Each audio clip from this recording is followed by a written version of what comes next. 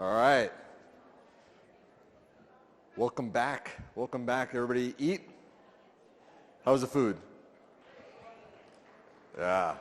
I got to eat it right towards the end. It's always fantastic. They do a great job here. And we love to eat, so we'd love to have you guys eat. Save some appetite for later. We've got some great hors d'oeuvres during our cocktail reception. We'll have beer and wine and mixed drinks and music and camaraderie, and just be a lot of fun. So we got a jam-packed afternoon for you, so I wanted to get started right on time and get a couple of really quick housekeeping items. For those of you who took the Gyro survey, they will be choosing the winners of by random of the Beatles Love tickets, and you should be getting an email within the next hour at the latest in terms of whether you won a ticket for Beatles Love. So good luck. Good luck with that. And I know some folks got over and talked to some of our other folks. They'll be around all day. Bookstores open all day, and so there'll be plenty of time for all that. We're going to get started this afternoon. We got like I said, a jam-packed lineup. We've got Scott Monty, and we've got Dwayne Veron, and we've got Andrew Davis, and we've got Mark Sanborn. So let's go ahead and get started. Scott Monty is the former global head of social media for Ford Motor Company, the CEO and founder of Scott Monty Strategies, and an internationally recognized leader in digital communications, digital transformation, social media, and marketing. Scott spent 6 years at Ford Motor Company as a strategic advisor on crisis communications, influencer relations, digital customer service, innovative product launches, and more. He also has a decade of experience in communications and marketing agencies, where he had clients that included IBM, Coca-Cola, American Airlines, T-Mobile, GE, and more. As CEO and founder of Scott Monty Strategies, he now counsels brands and agencies on strategy, executive communications, influencer management, the customer experience, and digital initiatives. Today at Brand ManageCamp, Scott will teach us what we can do as marketers to make good on the promise of digital. Please welcome Scott Monty.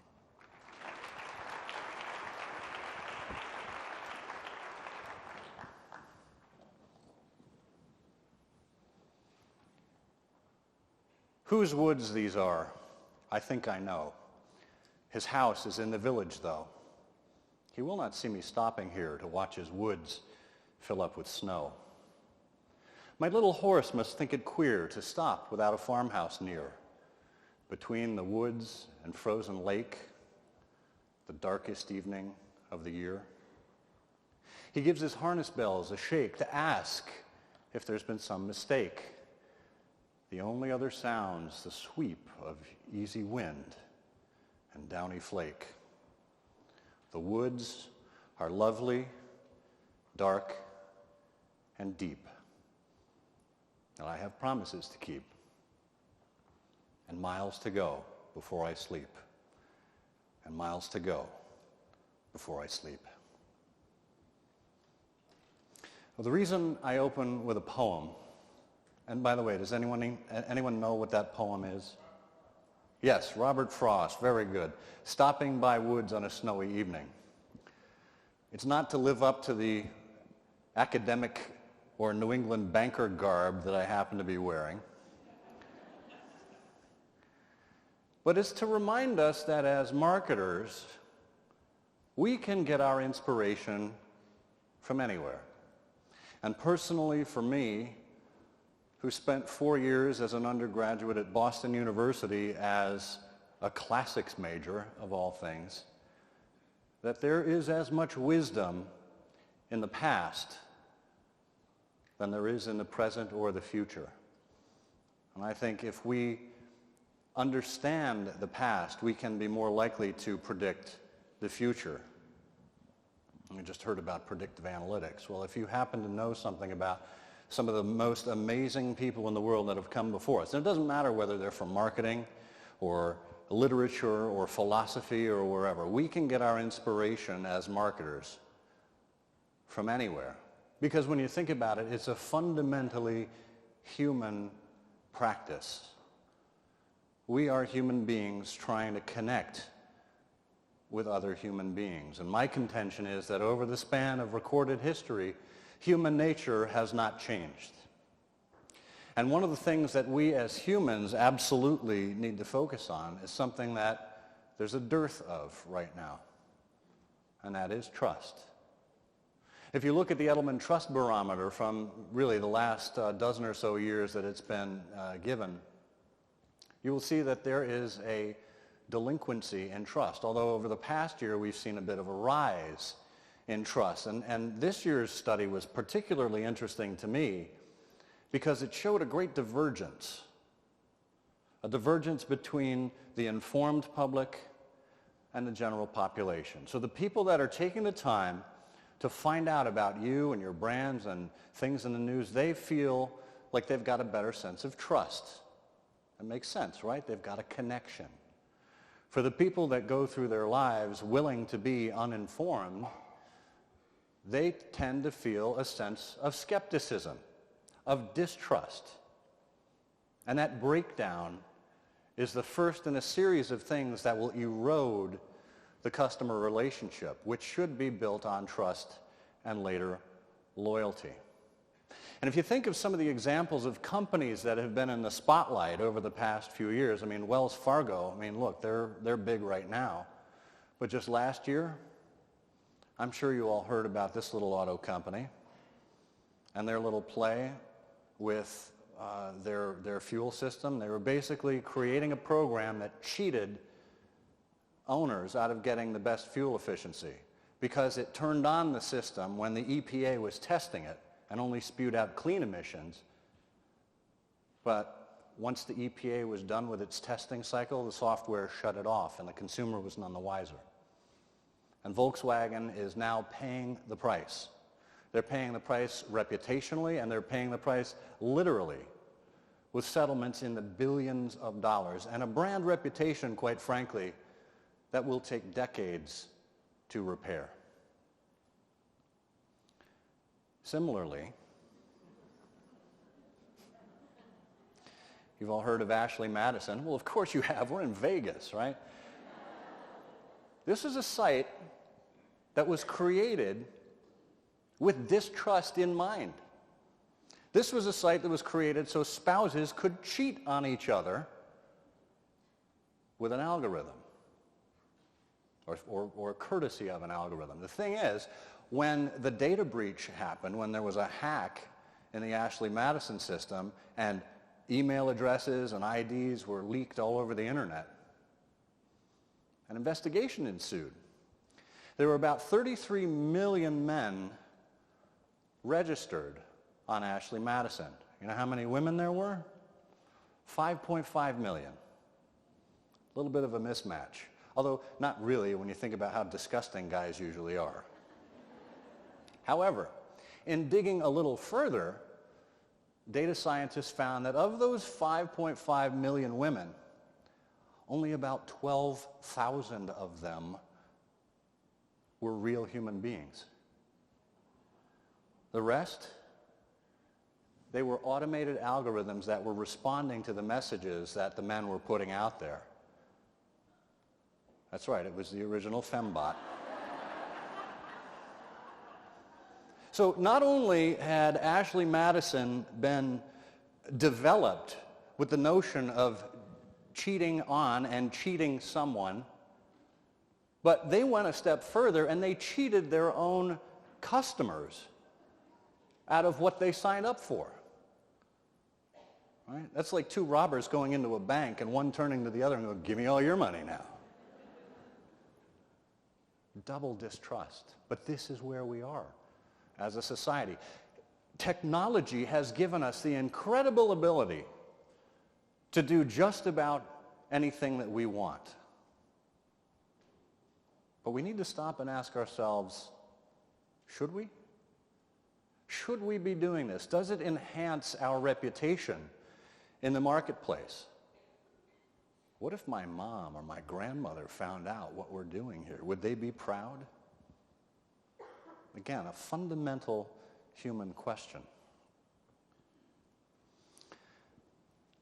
How many people here remember Bendgate? A few? I'm sorry, you guys you've been put through a lot. Every speaker that's up here has been asking you to raise your hand about this, to tell yes or no about that. I didn't even have the courtesy to stop and ask. Show of hands, how many people here hate audience participation exercises? Okay, good, all right. Well, with Bendgate, and this whole gate thing, of course, comes from Watergate, but there was another gate before at Apple. Anybody remember what it was? Antenna gate with the iPhone 4. When the iPhone 4 came out, it was dropping calls left and right.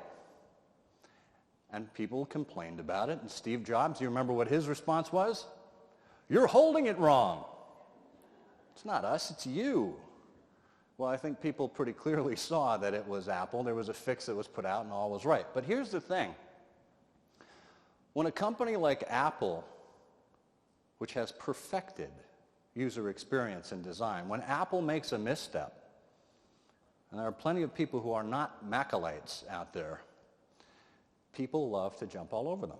So when the iPhone 6 came out a couple of years ago, and some guy went to a wedding and put the iPhone in his pocket, and he came back from the wedding some 12 to 18 hours later, the phone was bent.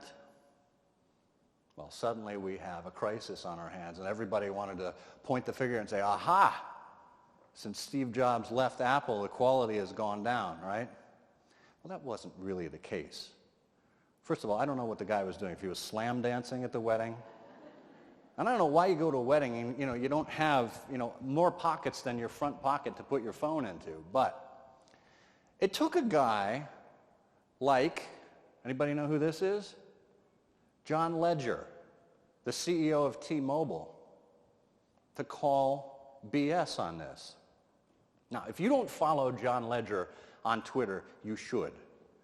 Not only is he a great public spokesman for his company, but he's a riot. He's got like 2.5 million followers.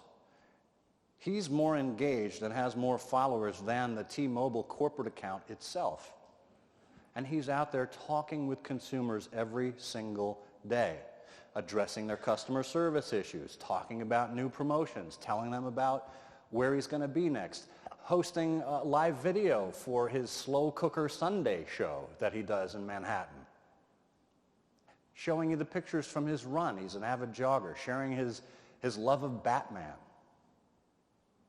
He's one of us, in other words. He's a real human being.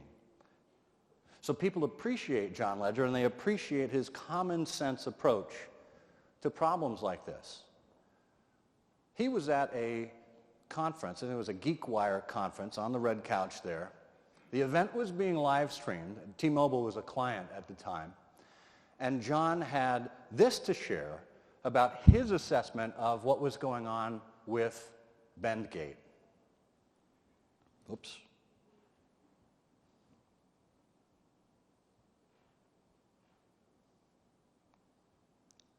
This is an amazing supercomputer in your hand. The fuck are you putting it in your pants and sitting on it for? I mean, seriously. Right? And sometimes it's that level of common sense that we need, right? And other brands started paying attention, right? And look, it was on brand for T-Mobile, it's on brand for KitKat. Now, I am not a fan whatsoever of quote-unquote real-time marketing. I think it's a lot of spinning of wheels, it's a lot of trying to look cooler than you already are, and we have Oreo to thank for it. This is the tweet that ruined everything for us as brand marketers. This happened during the Super Bowl in February. Right? The lights went out. 10, 15 minutes later, Oreo came out with this tweet. Well, what a lot of people don't realize is Oreo had gotten to a point where it was a finely tuned machine up until then. The previous summer, Oreo was putting out content every single day. Some of it was planned. Some of it was in reaction to things that were going on in the news. Right? So it could have been with national news. It could have been Olympics related. It could have been, the death of Nora Ephron, for example, for a romantic comedy, or celebrating Neil Armstrong. But they had brought together 4 agencies and their legal team and their brand team every single day for 100 days to map this process out and to exercise that muscle. So by the time February rolled around, when it was the Super Bowl, they were absolutely primed for it, and they made it look ridiculously easy, which it was to them at that point. So the premise of this talk was supposed to be where we're going, this broken promise of digital and social. And the great promise, and I'm sorry Brian Solis had to leave because this is one of his graphics. The great promise was that among all of these platforms and all of these conversations, what's at the center of it? You. It's ultimately about you. The power of communication is in your hands. You're going to force brands to respond to you. They're going to have a two-way dialogue with you. That's not really the way it's worked out at its apex, has it? Case in point, this is where I'll draw on some of my classics education.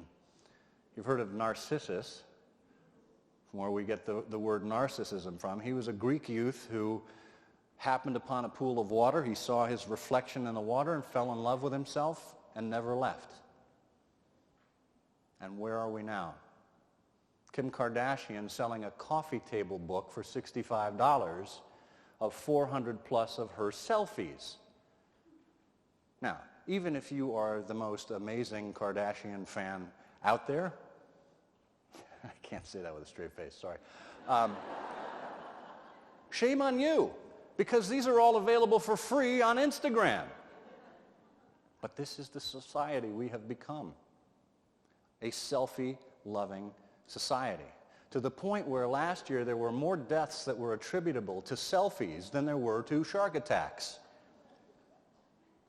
This one you get double play on, so. But this is where we are. How many people here remember the 1980s Bill Cosby? Wait a minute. You probably remember Bill Cosby today, like this. Bill Cosby from Bill Cosby himself. Anybody remember that routine? Okay, then go with me on this. You remember during that routine he was talking a little bit about drugs. He went through the whole litany. He went through alcohol, he went through marijuana, and finally he got to cocaine. Somebody screamed out from the audience, "Joe, there they are, cocaine. You know, I have a friend, and I asked him, why do you like cocaine? And my friend said, well, you see, it intensifies your personality. And I said, yes, but what if you're an asshole?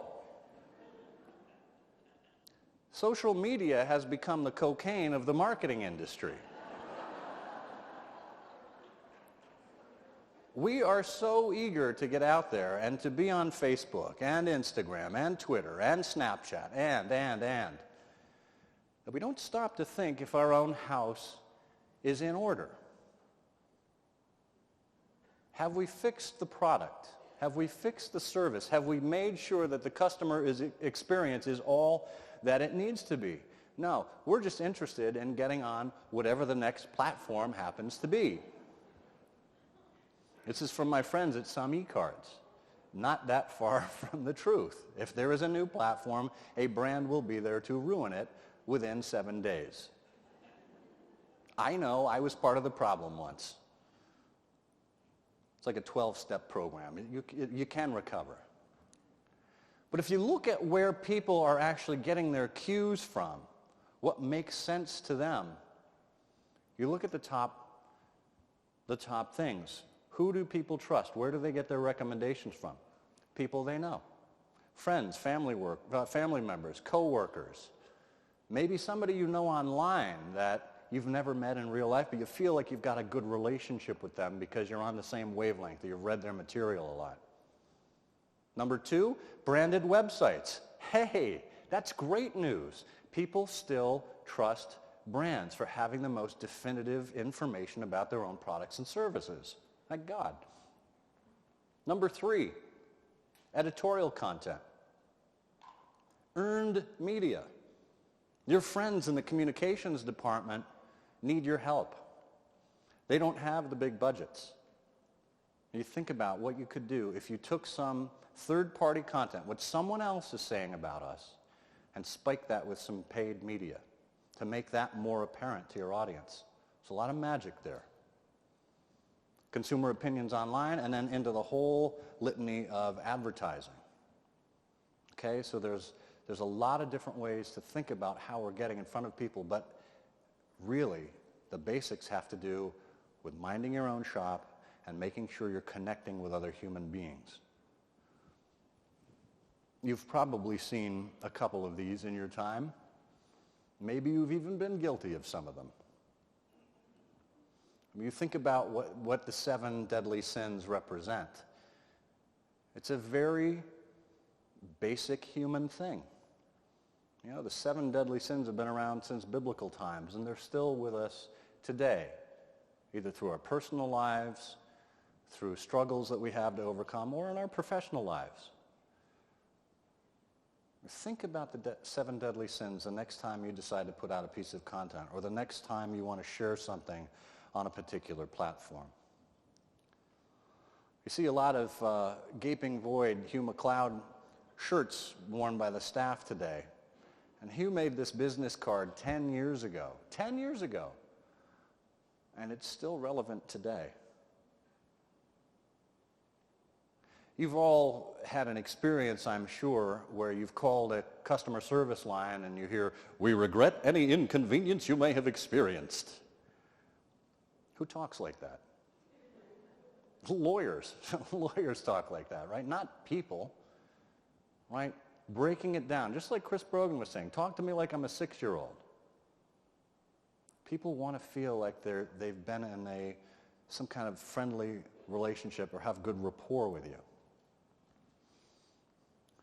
This is the way we used to advertise to people. Still do, really. This hasn't gone away. But this was the old style. We will put something in front of you and you will respond. You think about the evolution of advertising and marketing over the course of history.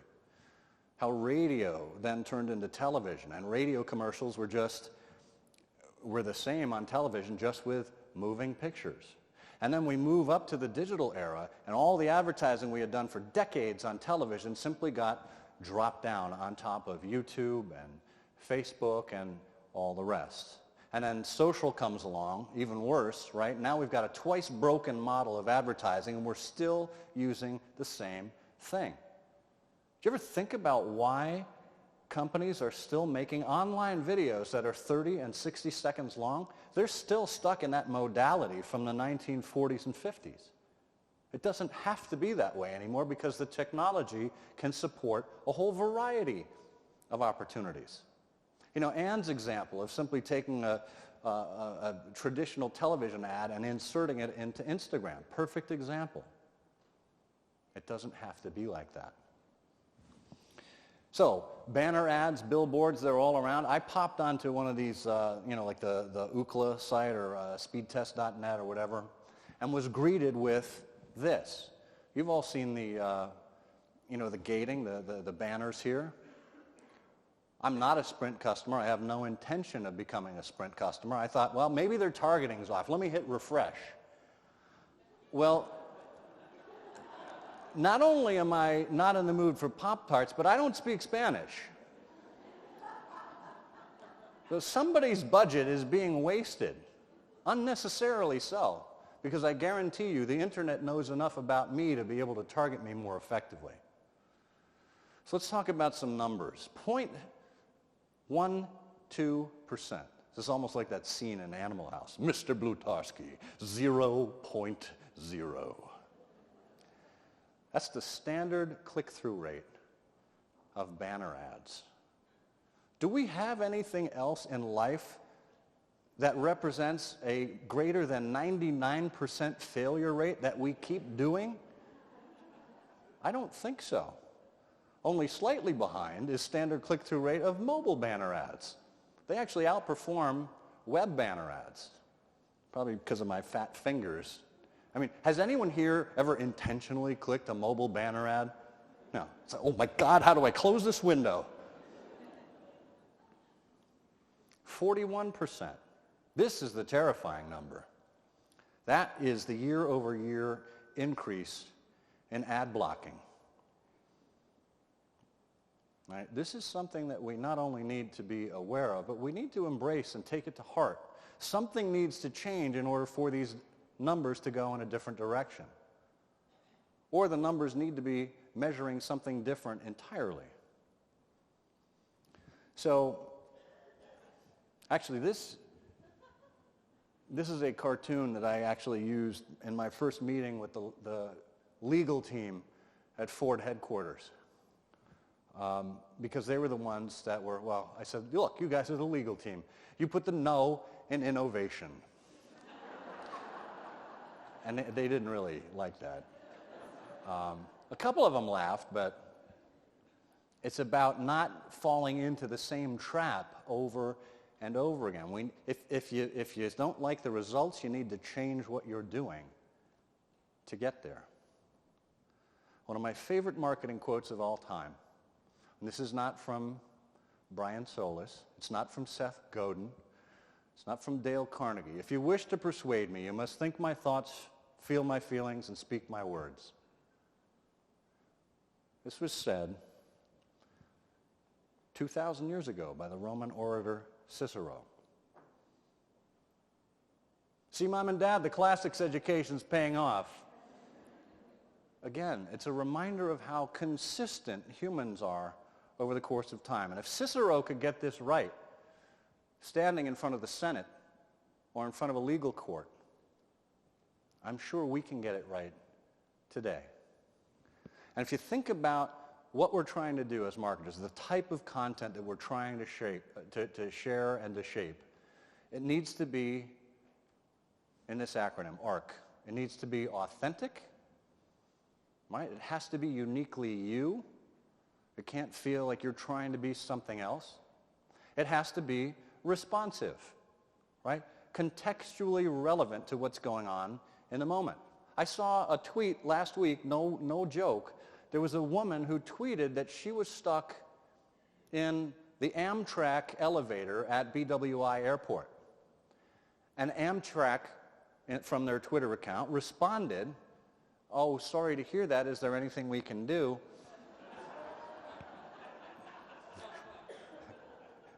One would hope the answer would be yes, but it's not really effective when you've responded 8 months later, which is when the tweet from Amtrak came out, right? So it's got to be responsive, and it's got to be compelling. It's got to be such that other people want to share it.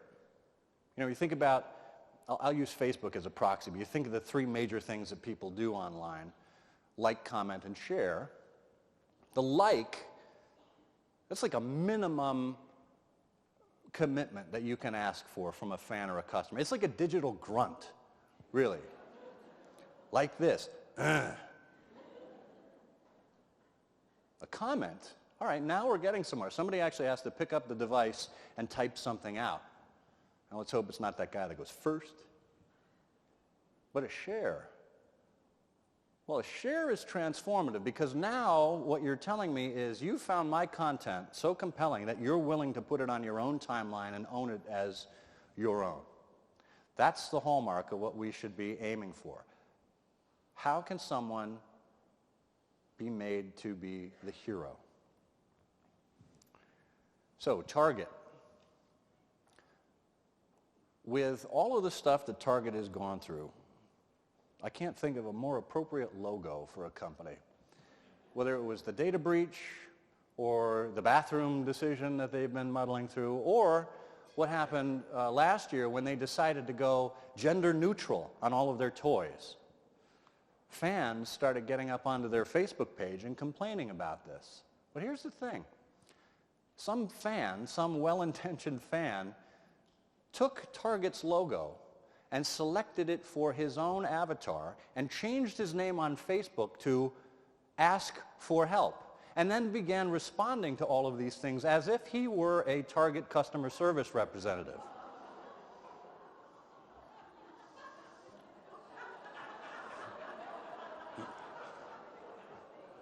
Oh, it gets better, let me tell you. It's always great when you see a Confederate flag appear in a conversation online, right?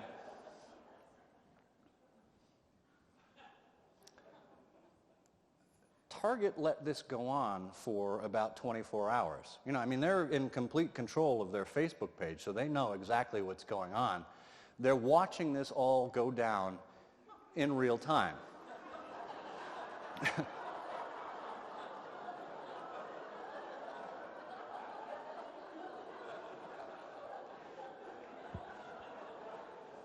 And look, I've been on the receiving end of this as far as a brand goes. There are a lot of Kevins out there.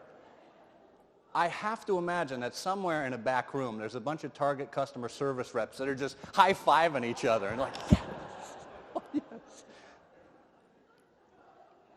Because the Ask for Help account was doing what they always wanted to do but never could get away with, right? So Target eventually, after this joke ran its course, reported it to Facebook, and Facebook took it down. But the very next day, Target let everyone know in a very clever way that they knew the real score, that this whole thing was under their watchful eye, and that they were in on the joke, so to speak, right? So taking care of trolls on the internet since 2016. So when you think about this from a global perspective, it's actually pretty formulaic, and if you boil it down to its essential points, it's very simple. You have to have good products first. Remember Bill Cosby, right? You don't want to put cocaine against your absolute worst situation. And after you've figured out your product and your service, you want to have engaging content, content that matters to people. Does it make someone laugh? Does it tug at their heartstrings? Does it give them first-to-know status? Does it make them the smartest person in their cohort for a few minutes?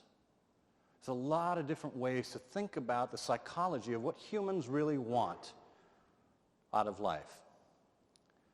Ultimately, you need to speak like them in colloquial language, not, BFF and Bay and all the stuff that you've seen some brands doing. There was either a Facebook page or a Twitter account called Brand Saying Bay. It was getting all the slang out there. And ultimately, you need to give them the ability to give you feedback. And there are all sorts of tools for monitoring that now, more so than ever. Which brings me to the final point, that you need to listen. And you'll notice that listen is in a font that's twice as big as the other fonts. Do you know why? Because your grandmother probably once upon a time said, "You have 2 ears and 1 mouth. Use them in that proportion." Did you know your grandmother was a classic scholar? She was quoting Socrates. Again, it's been around for 2,500 years. This is nothing new. We're letting the technology blind us rather than focus on what really matters. And if you think I'm kidding, you look at how people are actually interacting with brands now. They're carrying a phone around in their hand 24/7, and yet, like this says, if there's anything we can do to make your stay more pleasant, just rant about it all over the internet. They will. They won't pick up the phone and call you. They won't put the phone down and talk to you face to face. They'd rather tweet you, or they'd rather leave a complaint on your Facebook page. Maybe they want to brand shame you in some way. This is the reality that we live in today. And the data back it up. 68% of consumers say, it's not about you, it's about me. It's about what I'm feeling, it's about what I'm needing. And you think about what brands are doing every day. Telling us about the latest sale, the latest product improvement, the latest corporate development, the latest tree that you're planting on behalf of a corporate responsibility program. That's great, but that's about you, not about them. I like to say that unless you are Starbucks, no one wakes up thinking about your brand first thing in the morning. It's true. It's true. We need to accept that reality and respond to what consumers are telling us. Speaking of coffee, who here has used a Keurig machine in their lifetime? Lots of people. Okay, so last year, a couple of years ago, Keurig came out with this 2.0 system where you could brew a carafe in addition to just the 1 cup at a time. Right, so you're only wasting plastic on a weekly basis, not on a daily basis, I guess. But in doing so, Keurig did 2 other things that a lot of consumers missed. One, they created a system whereby you had to use Keurig-branded K-Cups with the new machine. It would not work with off-brand, non-licensed Keurig coffee cups. Right, so you had to buy Keurig's products to work with the Keurig device. It's the razor blade model, right? The second thing is they raised all of the prices of their K-Cups by 9% across the board. So they were looking to profit off of the backs of consumers that they pigeonholed into having to buy their product. Well, along comes a little company, which was then known as the Rogers Family Coffee Company. It's now known as San Francisco Bay Coffee. You can find them at gourmet-coffee.com. They came along with a little invention. It was a hack, a little plastic device that goes into your Keurig machine and lets you brew whatever the hell you want to brew. Now, the Rogers Family Company, they believe in fair trade coffee. They have organic coffees. The cups that they have aren't encased in plastic. It's just kind of a paper mesh hanging under the top there, so it's more environmentally friendly. There are a lot of reasons to like the company, but the fact that they actually came up with a solution and came out with a schematic to show you exactly how it fits in the machine, so if you were a scientist of your own sort, you could go out and develop one on your own, that was the most amazing thing. And they said in the blog post where they announced this, doesn't matter if you're a customer of ours or not, we will give you back what Keurig has taken away. They estimated that they were going to get maybe 10,000 orders for these. And they were giving these away for free, by the way. The trade-off is they would then have your email address and you would be added to their list and, maybe you'll buy some of their coffee, maybe you wouldn't. They figured maybe 10,000 orders, so they created 30,000 of these products just to be safe. CNN, Fox News, Huffington Post, Consumer Reports, all sorts of sites picked up on it in January. The 82-year-old owner came in the next Monday. Their servers had crashed. The website was down, email was gone. They had to pull people from accounting in to handle customer service. They hired an extra head for customer service. And they eventually had to get a third-party manufacturer and distributor to execute on all of these orders. That's how successful it was. Right, if you go to that link, you can read about how they actually did this. But that shows you that consumers want to have the power in their own hands. 71% of consumers said, see you later, if they've had poor customer service. Yet at the same time, 63% of marketers spent their time on new customer acquisition, ostensibly to chase all those customers that were fleeing. Rather than fixing what was wrong in the first place that drove those customers away, we're simply going out and focusing on sales. It's the auto model. It's exactly what you expect out of auto dealers, right? Airlines, not usually well known for their customer service, but KLM, you look at their Twitter header. They tell you exactly how much time you have left until you can expect a response from them. Right? They're setting expectations. They're putting some of the control in your hands. Delta's been doubling down on customer service lately. I had a delayed flight. There was a stack of these cards on the kiosk in O'Hare. Oh, that's nice. Kind of a nice touch there. The Delta says that the customer is the center of what they do. But then you flip it over. They actually took the time to put a handwritten note on the back. That says something to me. And I think in this day and age, and you heard it from Chris this morning, hard copy, good old-fashioned mail, personal notes, those matter. You can't do them at scale, but if you do them strategically, it makes a lot of sense.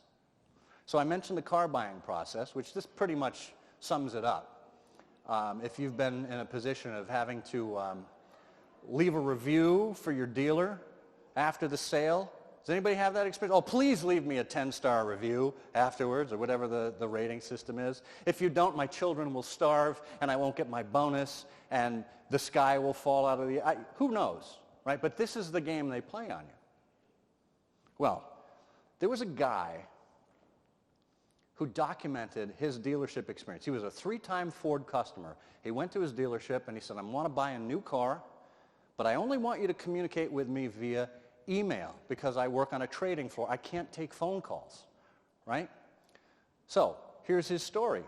He asked for all those communications for writing an email, wanted to have them for the record, and so he could share them with the consumerist, which is where this story appeared. After doing so, I received 7 calls and corresponding voicemails before I got a single email responding to my issues. He told the dealer exactly how he wanted to be treated. Couldn't be any easier than that for the dealer. Yet the dealer ignored it. Well, he finally got a response from the general manager. I'm terribly sorry you've had such a horrible experience with my dealership. By far, you are the most unsatisfied customer I have had in my 4 years as owner GM of this store. In 2011, we were awarded Ford's President Award for customer satisfaction. I think one other dealer in this state won this award, and the 7 calls and voicemails you received were simply me and my employees trying to respond to your concerns. He's one of the top salesmen in the nation in customer satisfaction. At this point, I'm content that we're simply not capable of making you a satisfied customer, and we respectfully ask that you never return to my dealership, as you are no longer welcome here. Take care and good luck with your future automotive transactions. This is a 3-time customer looking to buy his 4th Ford. This is how he was treated. I know. Well, let's look at this. Let's break this down a little bit and see exactly where it fell apart. You are the most unsatisfied customer, right? Like it's an insult. How dare you be unsatisfied? Well, we've got major awards. Top salesman in the nation, of course. Only one other person has this. We're not capable of delivering what you want. It's not us, it's you. You're a clown, you're a loser.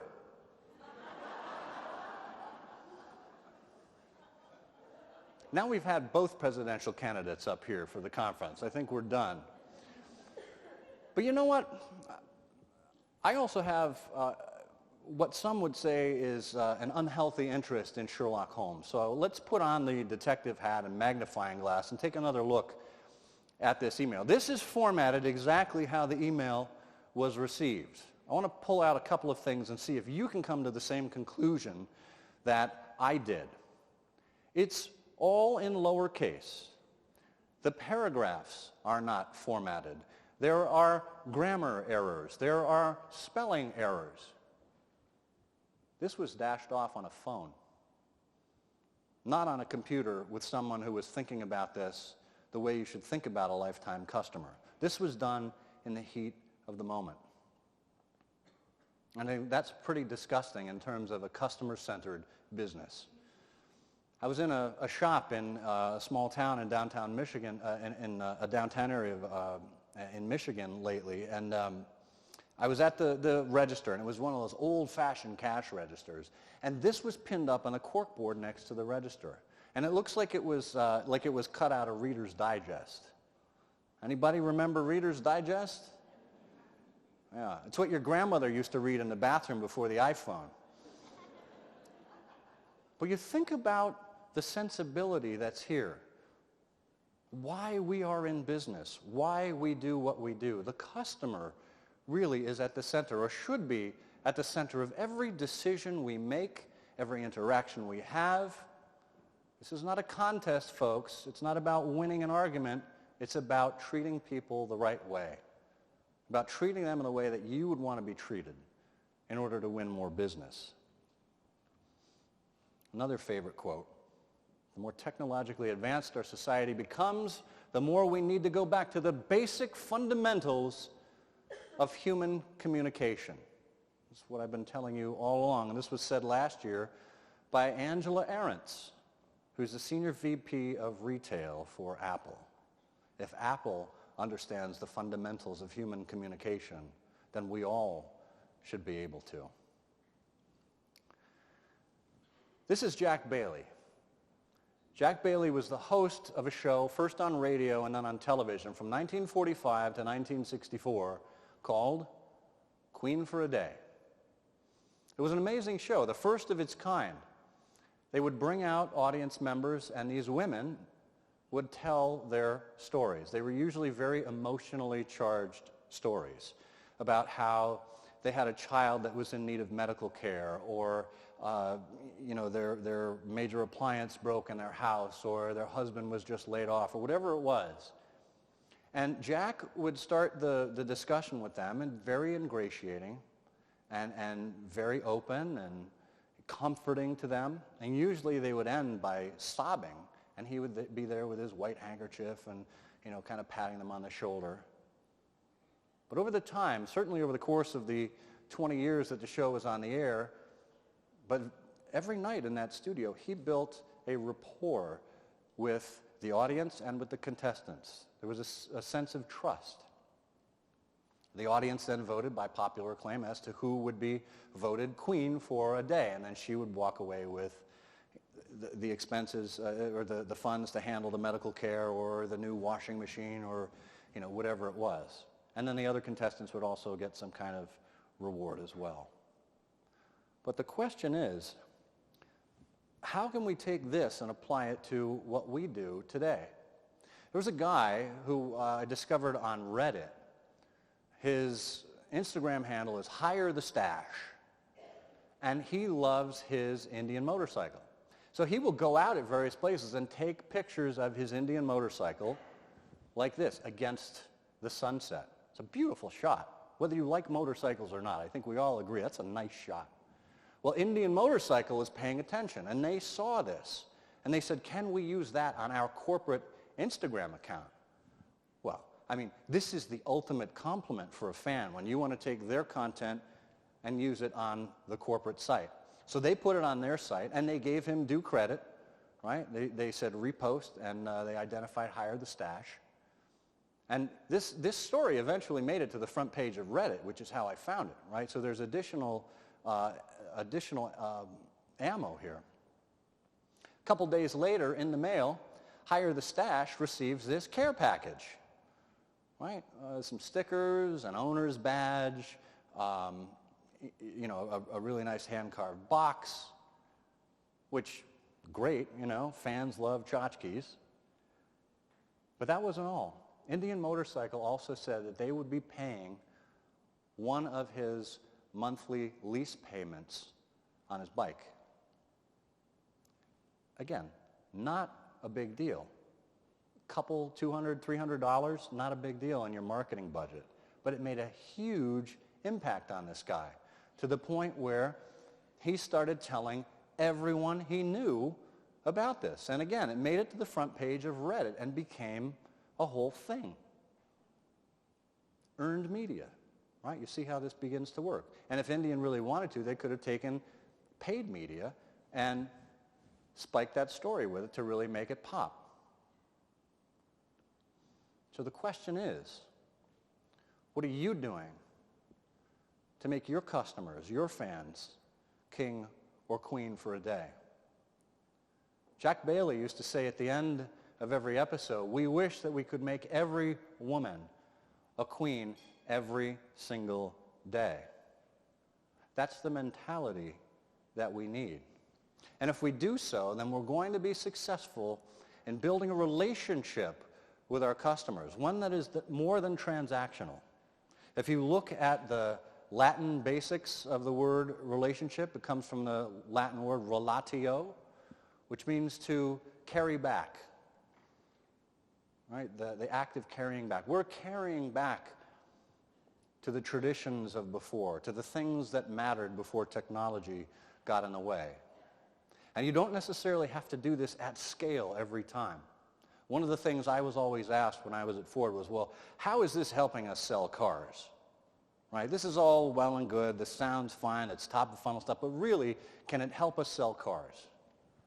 Well, if you do it right. Chris Lovett said, I only bought a Ford because of Twitter. And he went on to explain, well, I bought the Ford because my interest was piqued via Twitter and a relationship created. And you notice he acknowledges the need to have the product superiority there too, right? And then he concludes, they built a relationship with me. I trust Ford. So if you do this right over time, create relationships with the customers that you're putting at the center of your universe, they too are going to put their trust in you. If you would like to subscribe to my weekly newsletter, The Full Monty, where I talk about all kinds of stuff like this, you go right ahead. Subscription information is there, but in the meantime, I thank you for your attention.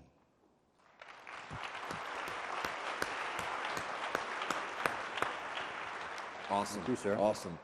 So I couldn't help notice, obviously you do a Bill Cosby. You do a good grandmother. It's just like my grandmother. Thanks. I did some research, and Yes. I understand you do some other impressions. Oh, I've been known to, yeah. I've heard something about the Simpsons characters. Yes? Perhaps.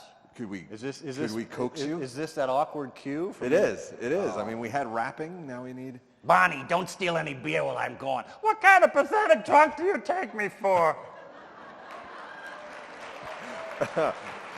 Can we release the hounds?